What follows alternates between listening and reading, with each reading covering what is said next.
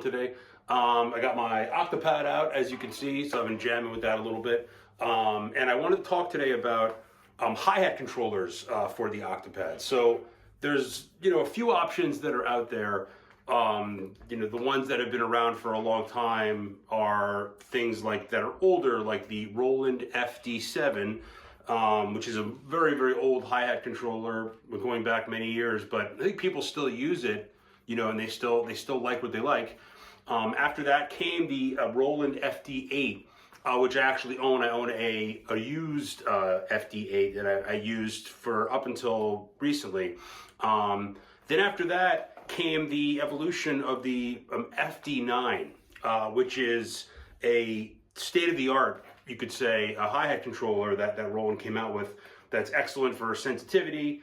It's great for a lot of applications. It's fantastic. It's, like I said, it's state-of-the-art. So it's also like the KT10 a little bit, the foot pedal, the Roland KT10, in the fact that it's solid. It's like absolutely a tank. Like I know for a fact that it's very, very heavy, and it's even though it's a hi-hat controller, it's extremely high quality. That being said, it's very expensive. So it's like about $200. So I was never in the ambition of wanting to spend that much money for a hi-hat controller. Just as a fluke, the last couple weeks, I actually, was searching for hi-hat controllers on the internet and came across something really interesting. And what I came across was this random black colored hi-hat controller that didn't have any kind of brand name whatsoever. It just said hi-hat controller compatible with FD7, FD8, and FD9. So immediately I'm like, what? Because I've been looking for a hi-hat controller for the Roland, and I was able to figure out a fixed hi-hat for it.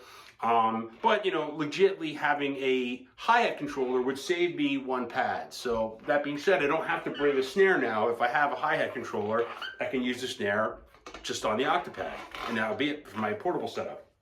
So I contacted a couple of people, and I saw that it was on Dolby Drums, so I contacted Dolby Drums and asked them about this hi-hat pedal. They very graciously sent it to me, so I have it right here.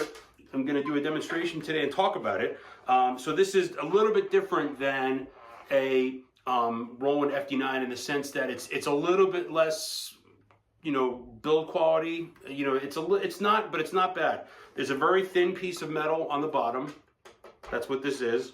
Okay. The holder here for the switch is plastic, but it feels good overall, and the mechanism feels good overall. So this is a fantastic option because instead of having to pay $200 for a hi-hat controller, you can get this for $59.99.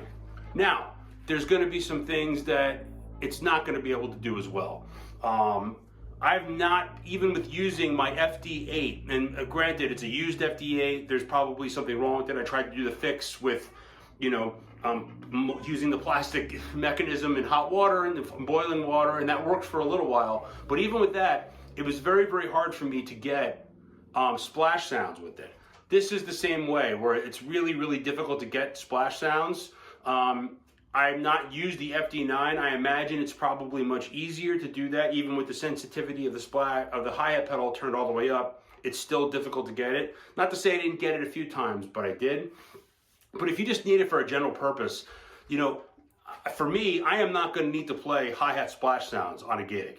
Not going to happen. There's no reason for me to have to do those. I'm going to have to play regular songs, that require a open-closed hi-hat, and that's pretty much it. I don't have to go crazy with having a splash. So if you absolutely need a splash sound for your hi-hat, I would recommend getting an FD9 and spending the money. It's been really, really hard to find, hi-hat controllers that are compatible with Roland devices. Okay, Roland's very picky, very specific.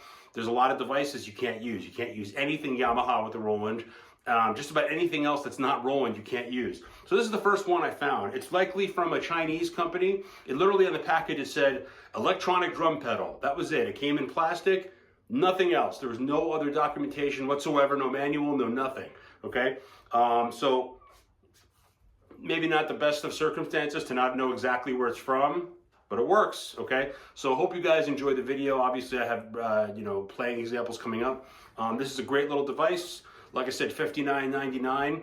on Dolby drums. Okay, please check it out. If you're in the market for a cheap hi-hat controller that gets the job done, this absolutely gets the job done. Recommend it a lot. Thanks again. Hope you enjoy.